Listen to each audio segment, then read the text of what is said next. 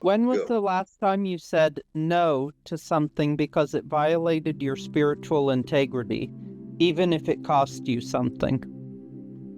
Let me make sure I understand, even though it cost me something.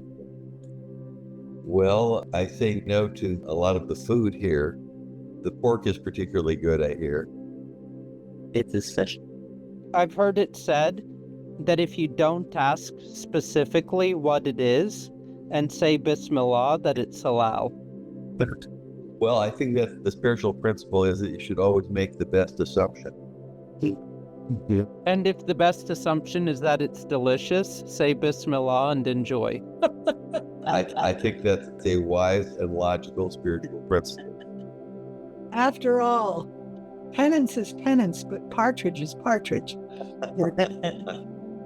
Penance is penance, but partridge is family. Oh, there's a drama unfolding on our window.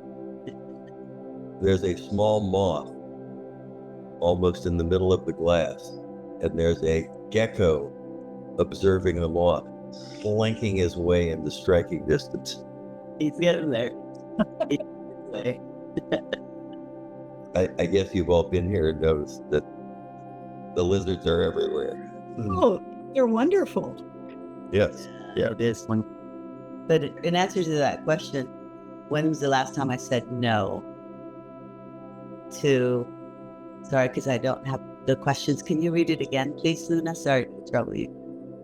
When was the last time you said no to something because it violated your spiritual integrity, even if it cost you something? Well, I recently lost a good friend of mine who started out as a client years ago. Apparently, his best friend, who is also a friend of mine, has been bad-mouthing me and, saying that, that I owed her a sum of money or a painting or something like that. Now, I remember the times where I was selling off my mother's estate, including paintings and, her beautiful vases and things like that. So, yeah, it could have been, but I would have remembered a payment of the sum that she's accusing me of. Anyway, so I'm letting that go, but the guy in question it could be very useful for me, and he was a contact, a point of entry but yeah, well, yeah, if he's going to believe her, he's going to believe her. So that's fine with me. And I'm saying no to the whole situation. I have enough drama with my brother and the land situation. The other parts of the family. The other parts of the family, I do not need to deal with it. Anyway, no matter how powerful an ally he can be. Anyway, but no resentment. There are no justifiable resentments. So there are no justifiable resentments. Could you elaborate on that? On the quote or the story? On the justifiable resentments. Yes. Well, when you hold resentments, that's bearing a grudge, and you hold that energy it gives off a negative energy for yourself. We think that it's to punish the other person or to affect the other person. I will not do you. But actually what we're doing is punishing ourselves. Well, it's like forgiveness is for you, really, rather than you're forgiving. It's the letting go. Yeah, the letting go, exactly. So even when you point a finger, there are 3 other fingers pointing at you. Never thought about that. I think it was Sidi Rafiuddin. He said, That's worth remembering. Yeah. And Daryl, how about you? Well, nothing really comes to mind. I keep the closest thing I could think is gambling, but I really have no interest in gambling, so it's not really. I've never been tempted to participate. Nothing comes to mind offhand, but if I think of something before we finish, I'll mention it. I feel like I'm very fortunate to live with most of the people that I connect with, that I don't I no longer have temptations that I need to say no to. I mean, I could always say no more often to food, but it's not, I don't see it as, on spiritual grounds. You see it practically. Pardon me? Same here, Britta. My life is so simple. My life is so simple now. My biggest temptation is not eating a pint of vanilla chocolate chip cookie dough ice cream. But if you did, it wouldn't violate your spiritual integrity. No, it would just violate my abdominal integrity. Yeah, it may affect your. Well, and I mean, I guess if I looked at it in a more refined way, excessive eating costs something in that it hurts the temple of our body that we're supposed to be taking such good care of. But I feel like I'm at least on the edge where the scale is no longer going up, but it's going down painfully slowly, but it's not going up. So there is a battle, a partial battle won in that direction. Well, all progress is worth noting. That's true.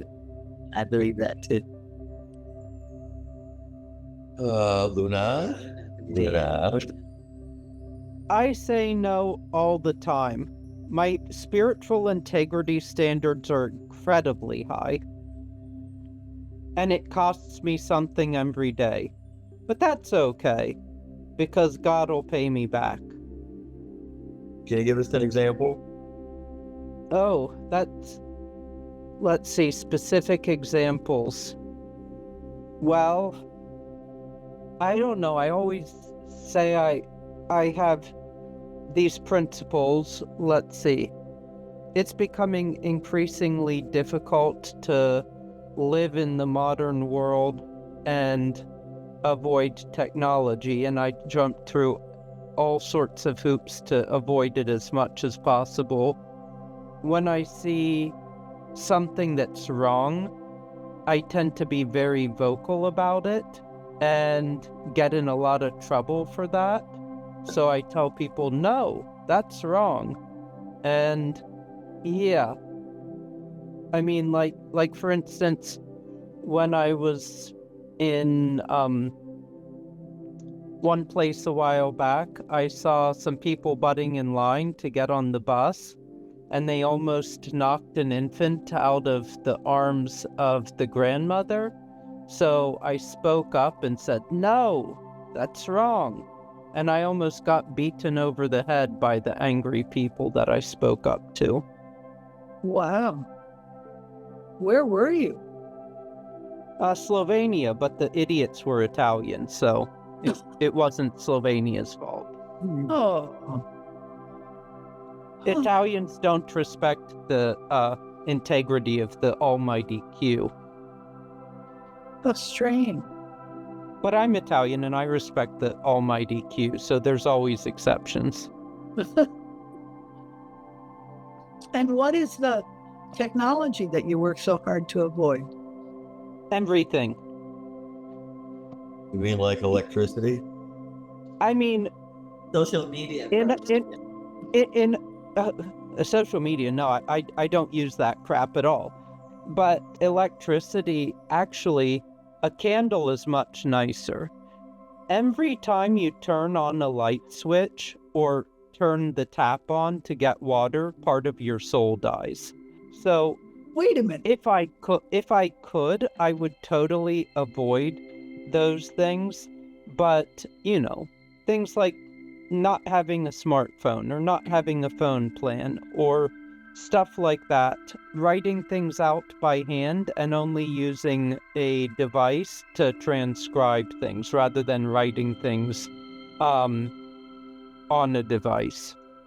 You said that every time you turn on a light switch or use technology, part of your soul dies? You really? Yeah, because you're abstracting yourself from the real.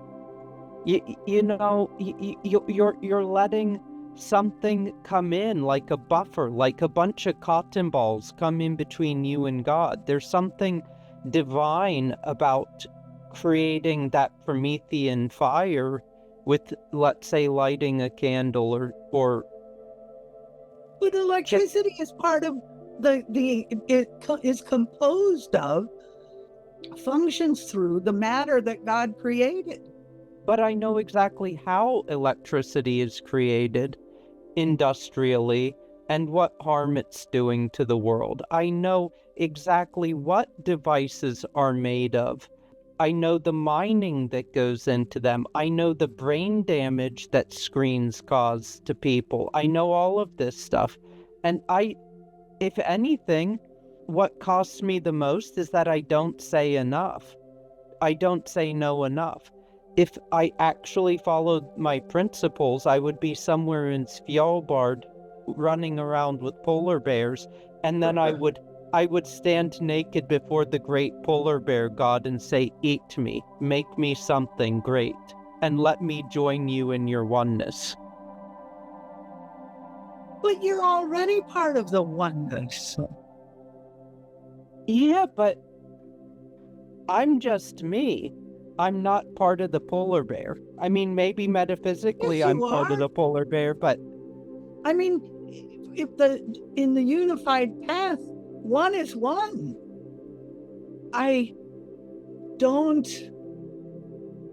Well, I can't imagine that it's that simple to have to fight that battle so strenuously when, I mean, I love your analogy with the polar bear, but if the polar bear ate you, you wouldn't be more one with than you are now. no, but sometimes there's, okay, just certain things like in life are easier if you don't have spiritual principles. I believe in the truth with the capital T, and because of that, I try to always present truth with a lowercase t. And life, especially life in the modern world, is always a lot easier if you go through life lying. And I don't do that. I tell the truth as much as possible, even when it's unpleasant. So if someone there's that classic story, you're given a gift as a kid, some ugly socks from your grandparents, and you say how lovely these are. I'm the kind of person who would say, not to hurt someone, but I'd say these are the ugliest socks I've ever seen. Not because I'm trying to be a jerk, but in submission to the truth. so you have a holy standard for the beauty of socks? Something like that. It's holding myself to the standard of both objective and subjective truth. If I'm given a plate of pasta and the pasta is not to my taste and someone put a lot of work into it, I'll say, "Thank you so much for the work. I appreciate it. I appreciate what you've done, but this is some of the worst pasta I've ever tasted." I know right now I'm probably sounding like a horrible person because the criteria by which we're judged in the world is no longer the truth. It's the criteria of, the social contract. Essentially, even spiritual people judge themselves by concepts that are fundamentally modern. How do you function along with others? Well, in my case, I don't. I mean, I'm on the autism spectrum, so it's much easier for me to abstract myself from that. Some other people, they think a lot about, how do I fit in, all of this stuff. I'm more than happy to be on a bus all alone, but when the bus fills up, I think to myself, when is everyone getting off? But unless, of course, the bus was filled with polar bears, or panda bears, And or or ground sloths, or just And- about it. And what do you do with that person who gets on the bus who is just determined to tell you about Jesus? Yeah, that's the other thing. You know, there was, let's say, a case where multiple times where someone would approach me with, let's say, Bibles and whatnot. Say, have you seen the word of Jesus? You know, Yes. Rather than politely saying go away, I would intellectually demolish them. So, for instance, there was one person who I knew who was a very nice and noble and good Wahhabi. And he came to me, he was like, you know this or you know that. And you know what? I demolished everything about his religion and ended up making him into an atheist, which wasn't really my goal, but maybe, I cleansed his palate and he ended up being something better than a Wahhabi. Anyway, I'm just rambling here because it's late. It's on topic. It's on topic, so don't apologize for rambling, because you're rambling. And it's lovely to hear you rambling, Luna, by the way. Yeah, you all can say no to my rambling, and I won't judge you and claim that it's violating your spiritual integrity. And it won't cost you my friendship either. Well, I was thinking of an example. If you had someone who cared for you, a friend or family or something, and they wanted to give you a present for your birthday or some special event, and they spent time and effort thinking about what should I get her, and they get something thinking, yeah, she will really like this, and then they present it to you, but you don't like it. I mean, you could express thank you for the time and effort the person's, you don't really have to, it's not absolutely necessary that you tell them that I don't like this, it's ugly. I mean, there's nothing impels you. I don't think social etiquette and courtesy it doesn't require you to say that. You can leave that unsaid, can't you? Or spiritual principles don't compel you to say it's ugly. I wouldn't think. Anyway, next question. How do you keep your spiritual life from becoming merely comforting, something that soothes but never challenges or stretches you? For me, I think life takes care of that. The divine takes care of that I have sufficient stimulation to constantly go deep into my faith. And some days I wake up in the morning and look at the mirror and I look at myself and I say to myself, oh, ye of little faith, I have to do that to increase. It's not about decreasing my fear, it's about increasing my faith. So yeah, that's a daily thing for me, keeping it real, so to speak, that it's infused with the divine and that I'm always aligned to the divine in every decision. But that requires me to get over myself, feeling wounded, feeling insulted by things that irk me about people. That allows me an opportunity to stop. First of all, cease all judgment, judge not, Unless you're being irked for something that has some objective wrong to it. Yes, some objective wrong to it, exactly, that this is not right and da-da-da. But if it's just, bruising my ego, then no, I don't. I try not to entertain it, and I try to let that go as quickly as possible, because it doesn't need processing. It's something that oftentimes things that are happening, phenomena, people, places, and things are just, that's the matrix, isn't it? That's the illusion, that's Maya. And so I have to always remind myself of that. It's a bit difficult when the pressure is on and there are all kinds of multiple layers of deadlines and people to see and things like that. It becomes more complicated, but it is possible. It is possible. hell and back to hell, and then back again. Life is flux, right? That's right. Life is flux. Well, there are daily little digs or reminders. My most recent one was I saw a friend, someone that I know through the Pride Center, for example, and I was reminded that they had a relative who was fairly gravely ill. And I had said to my friend, I would keep their relative in my prayers. And when I saw them again, there was that reminder saying, you didn't do that. The intention was there, but I forgot. And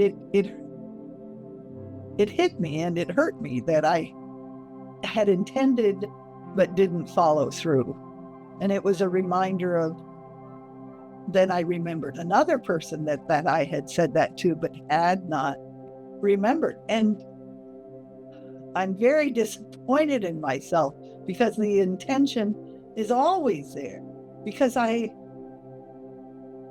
believe very, very, very strongly that prayer has an impact. Not one that we don't know all the layers and properties, etc. But I believe very strongly that it is so worth doing and following through. And I was very disappointed in myself to have that reminder that I haven't. So, you gear yourself up and strengthen your resolve and try to make up for it. Yes, I think we can all relate to that. Thank you. That was kind. No, it's true. No, it's also true. It's certainly true. As you were telling. I recently wrote an article, which I may send to you, that Abby has edited and given her blessing to it. But it compares the Lord's Prayer from Matthew to the Fatiha, thinking that those are kind of the central prayers of both Islam and Christianity. And I've been watching this TV series called The Chosen about the life of Christ. I just in the 5th season now. It's a rather long series, but I think sometimes you think about the political polarization we're in and how my judgments about Trump and all of those who support him and enable him, and it seems often like, that's just pure evil. And yet, you think about what Christ said, love your enemies, love those who despitefully use you. That is not comforting. That is not easy. That's if you just thinking about it. And I think that's a true principle. Some people said, well, it's just not practical. Nobody could really follow that. Nobody could really do that. Nobody who's human, but I think it's possible, but it's not comforting. Not something soothes. Well, it's challenging. It's challenging to do it. But it's a good point, because you can oppose someone's principle or someone's action without condemning them. And in fact, much of the problems in the world are from dehumanizing those who feel they have different views than ours. Yeah, that takes us back to Jesus's words for us. Yeah, if all of us have a divine spark, even the bad people somewhere inside have or some aspect or spark of divinity. It may be covered up and hidden and almost totally, but if you recognize people for who they really are, you should love them. You can. I read a book many years ago where a woman was describing she was going to Harvard and she was helping in a lunch line in one of the cafeterias there. And she was a scholarship person, so she had various tasks. Part-time job. Yeah. Yes. And she said she was given, all of a sudden, the gift of seeing God in everyone. And this was totally new to her. And she had this row of people coming by that she was serving. And she said she was in tears the whole time because it was so overwhelming and so beautiful and so magnificent. And it just touched her soul so dramatically. Good. And she said when it sort of went away from being so immediate, she so treasured the memory, but she also felt like she couldn't function when it was there because it was so overwhelmingly beautiful. You say she couldn't function, but did she continue to serve them the food? She was able to sort of rotely, she was serving up a dish, I guess. It was a beautiful description. And I can honestly say it's not something I've ever experienced. To me, that is, I can understand it intellectually, but I've never understood it psychologically. I've never had the genuine experience of being able to see God in everyone. Even the description is saying that description is just intuitively overwhelming. Yeah, that was a pretty good description. Do you know more of the story? It was in the book Expecting Adam. Maybe not everyone here knows that book. I don't. It's a true story. I have forgotten. I could look it up. If you want to know the author's name, which I know, but it's in one of those places in my brain right now where it's hiding from me. Mm-hmm. But she grew up Mormon. Her father was an Egyptian scholar. And so he was in a very high place in the Mormon hierarchy because he could translate all these old Egyptian things. And they had found a tablet that they were the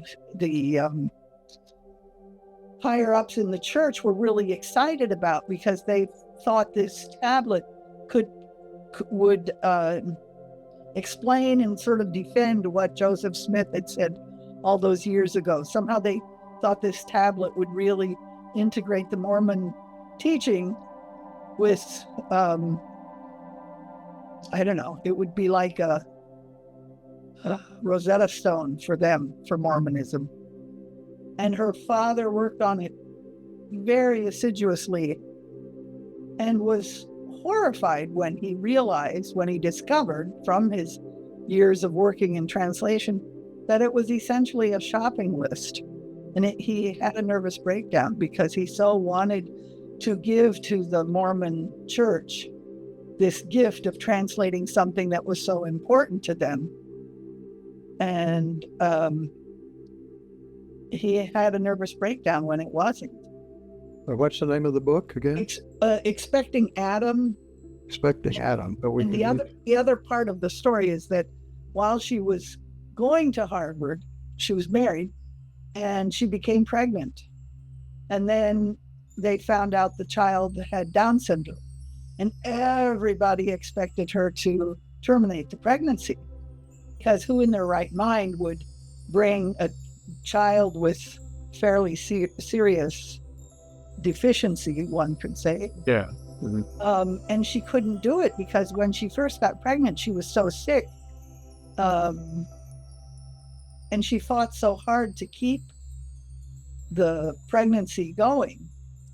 And then she said, and now I should get rid of it when I find out it has a problem. she just couldn't bring herself to to terminate the pregnancy. And it was a real battle. It's an amazing book, and I read it at a time in my life when it really gave me something.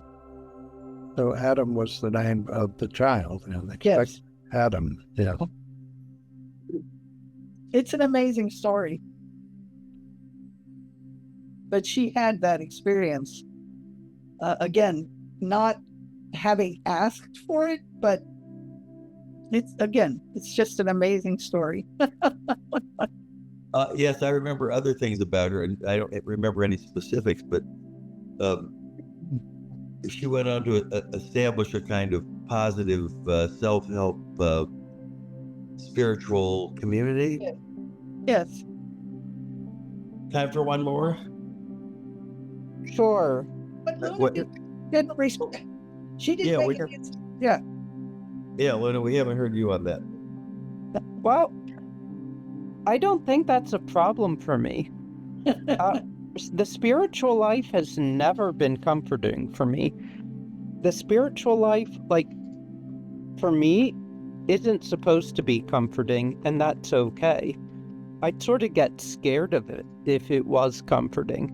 God for me is it's like a giant polar bear that has the spikes of a porcupine, the fangs of a rattlesnake, and is emanating flames from all of its orifices.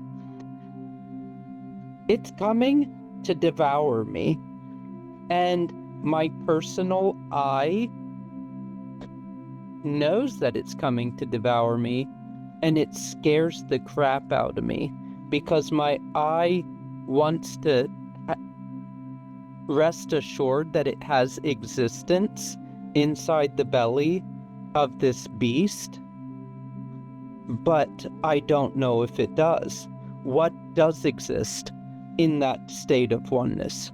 I mean, once the reunification happens, where's the I and where's the I?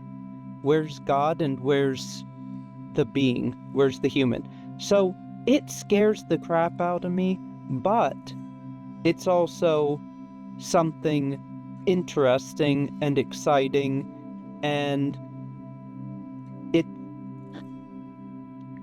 knowing what a tree feels and being able to experience the state of treeness is something that I look forward to.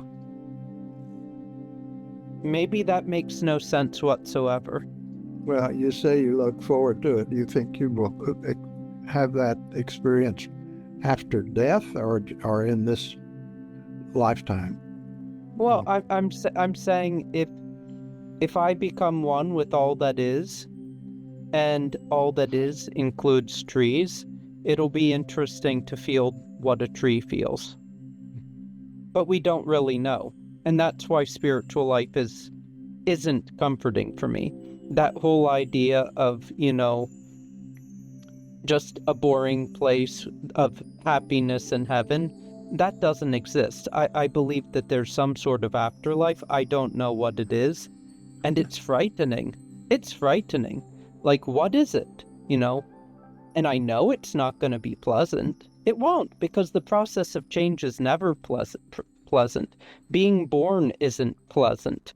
In order for a solid object to have its chemical elements rejoin the primordial pool of elements, acids are involved. Needs to be dissolved. And having my soul dissolved in order to rejoin the one sounds sort of scary and exciting. Both. It challenges and stretches me, but it's never soothing. But again, that's okay. But you used birth as an analogy, and being squeezed and pushed and squeezed and pushed isn't pleasant. But once you enter the new realm, usually you're clasped to your mother's breast and you get this wonderful, warm, nourishing liquid in a very pleasant fashion. So there's joy and beauty and soothing and comfort after that tight, restrictive experience that must be pretty scary. Yes, I agree. And I do believe that it is something beyond whatever it is, far beyond what I could imagine in terms of spiritual bliss. But it's the uncertainty that is, let's say, stoking some discomfiture. But, I think it's human nature to be concerned with uncertainty. I mean, very often I've heard people say, just give me bad news. I can handle the bad news, but I can't handle not knowing. I can't handle a 50-50 chance that it's good news or bad news. I mean, people, are afraid of the unknown. And certainly whatever is out there, even if we know it's something good, it's unknown. But so I personally at least don't find the unknown particularly comforting. Okay. And, the other thing is maybe I'm too much of a Nordic pagan, but I don't look at the afterlife so much as a place of being held in my mother's arms. I look at it more as a place of, I go to Valhalla and I fight with other great warriors and we slay each other and then are reborn to dine and drink wine with the gods and then slay each other again to be reborn the next day. That sounds pretty awesome. Yes. Yes, it does. Okay. The sloth, by the way, There's a yes. the sloth pillow for the white dog. Yes, it says slow-mo replay.